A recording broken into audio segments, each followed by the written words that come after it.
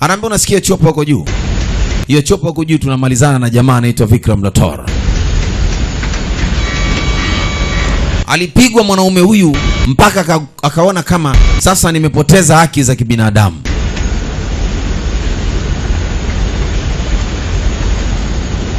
उस दिन वो gun anaambia leo ile bunduki ilonionyeshaga kwenye kichwa siku ile ukanitishia maisha ya kufa. Leo ndo malipo yake. सब खत्म अब क्या करना चाहिए मुझे रतौर? हाँ मुराद, nataka nikueleshe bwana. Umesikia Murad? Muandalie mzigo huyo.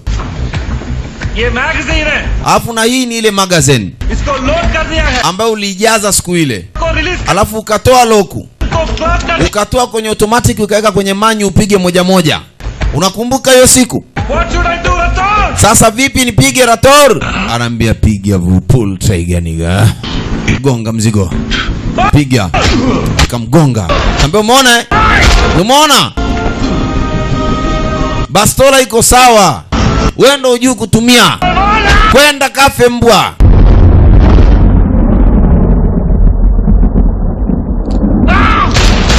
Hapo anamsindikiza na zote. We, juu kabisa angani. Sasa hii ndio ilikuwa story, anampigia mke, anamwambia jamaa ndo nilichomfanya.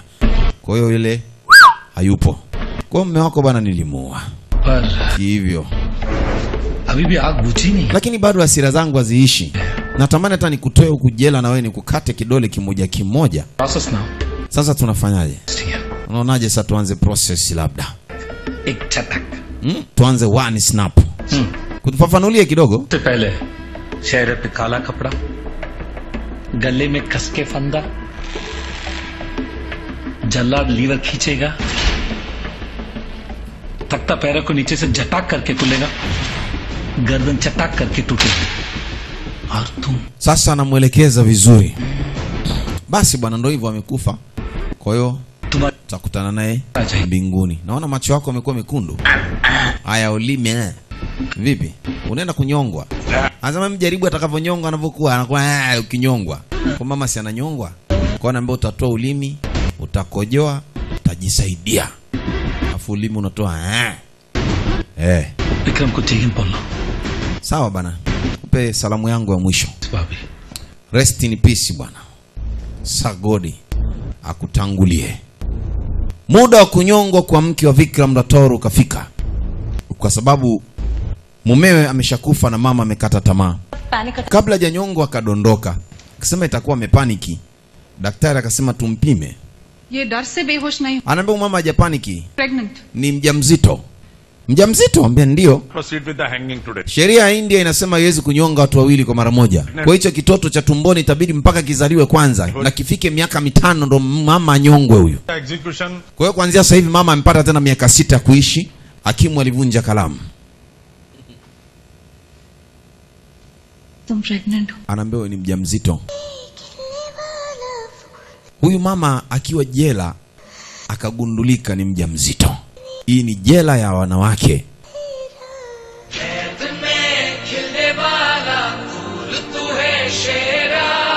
Tanzania yetu sijui kama kuna jela ya wanawake peke yake.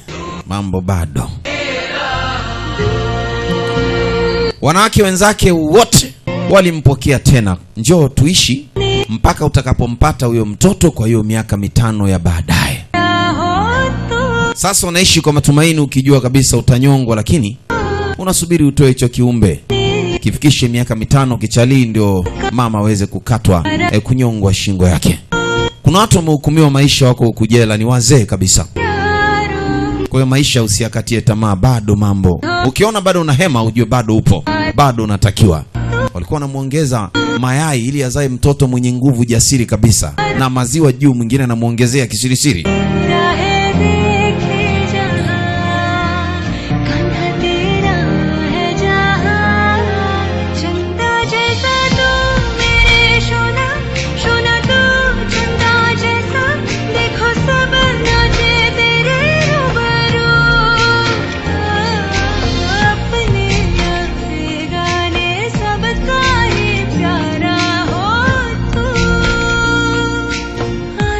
Sasa ni kama anamuona Rathore Vikram akimsogelea.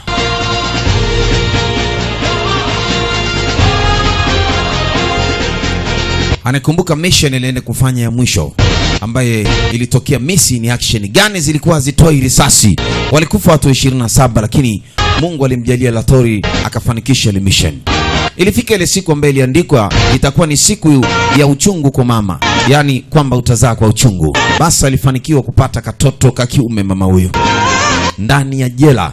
Kale katoto kakaanza maisha yake pale jela.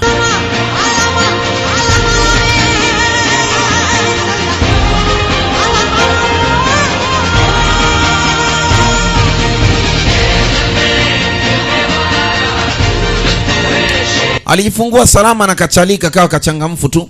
Mungu alijalia haka katoto kakapishana na marazi kabisa, kakawa kako vizuri, kanakuwa taratibu ndani ya jela ya KK.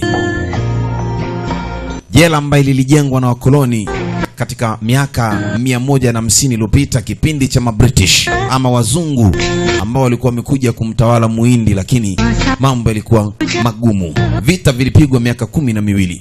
Dogo alikuwa anatolewa sura ya baba yake aione, na utundu kaanzia jela, kwa sababu nyoka hawezi kuzaa kenge. Mtoto wa nyoka ni nyoka tu.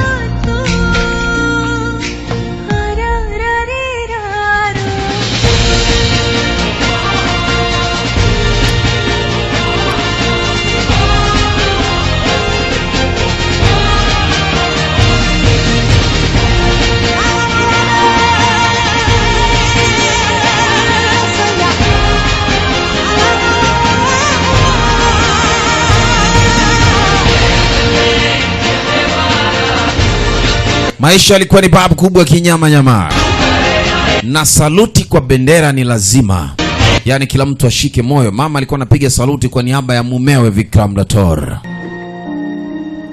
Azad, Anambia Azad, huyu mtoto aliitwa Azad.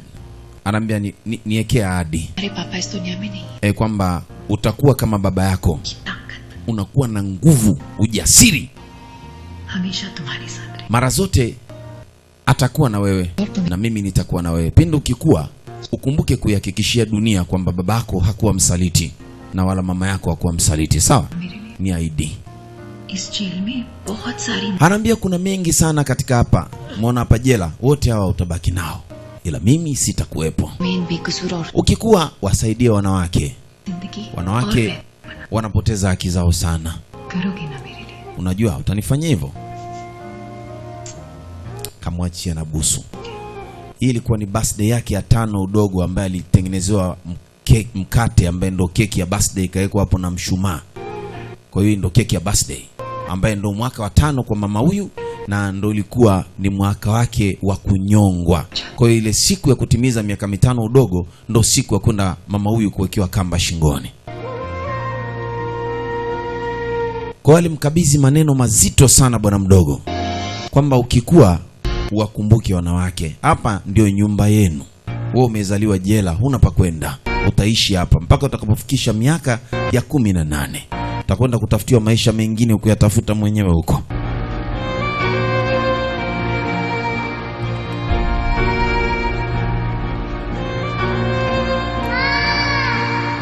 Anaita mama, lakini mama siku yake ndio hii.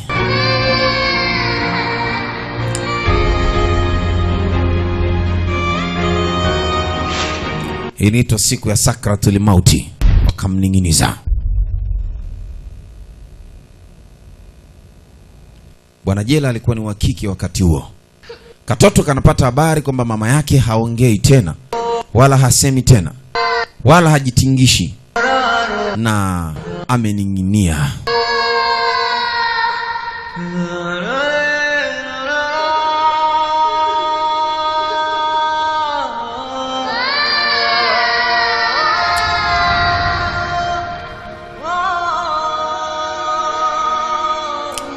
na yeye alifenti, alikata moto.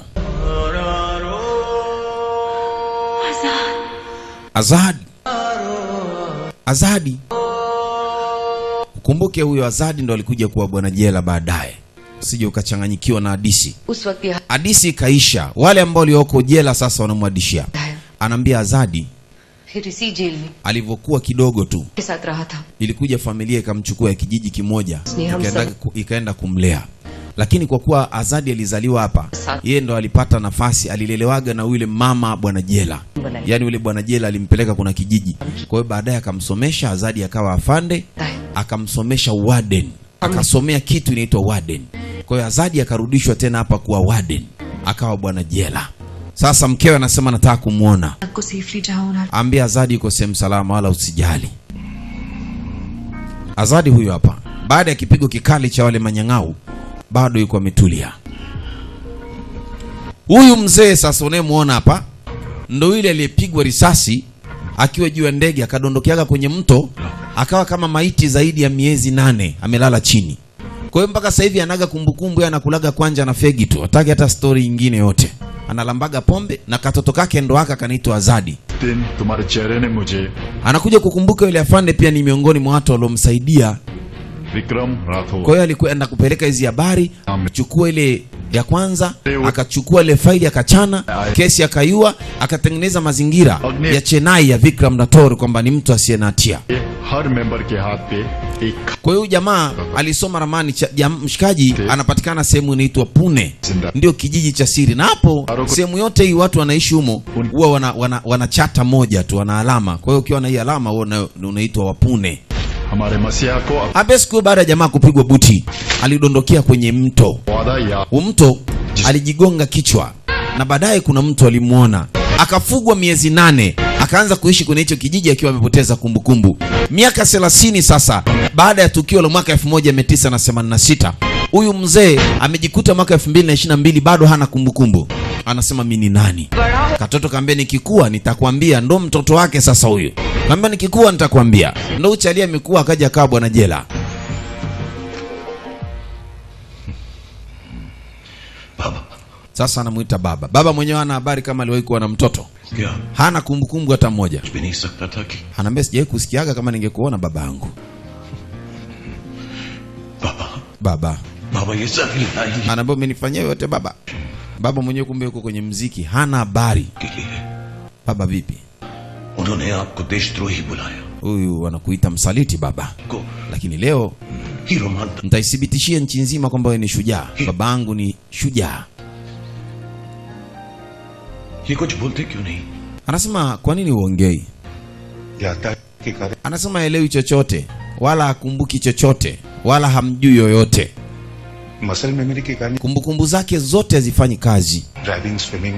Hapa hajui chochote zaidi ya kupiga.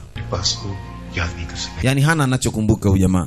Oya inatosha basi wazee, mbona mnanisema nimekaa hapa? Oya ensam. In logo ne mujhe bataya ki wamesema kwamba wewe ni mwanangu. To meri fresh. Samajh mein aata. Sijaipata bado. Samaji na ya raha. Feeling nahi. Ila ninaisia na wewe kama vile kulika ensam tuna undugu. Sasa baba atafanyaje kwa mtoto wake? Nini nikufanyie? Sijui. Nisamee mwanangu. Lakini kulingana na maelezo inabidi tu uwe mwanangu. Kama vile mwanajeshi. Eti naambiwa kwamba nilikuwa mwanajeshi, kufa kwa ajili lakini mara zote nitakuwa na wewe, usijali. Sina kumbukumbu lakini hisia zimebaki. Mwanangu. Wanasema ni nzito kuliko maji Ndio. Sawa. Elia uwezavyo. Ila usinibusu, sipendi kubusiwa. घर चलते हैं ना, सेरेमनी चालू, ये सब तो हमारी टीम देख लेगी। नहीं मुराद, जिसने हमें पैसा दिया है उसको लगेगा कि मेरे भाई की मौत ने हमें कमजोर कर दिया है, हमारे ऊपर से भरोसा उठ जाए, काम खत्म कर। Sasa waliofanya ile kazi pamoja na kina Kali bado wapogo hai.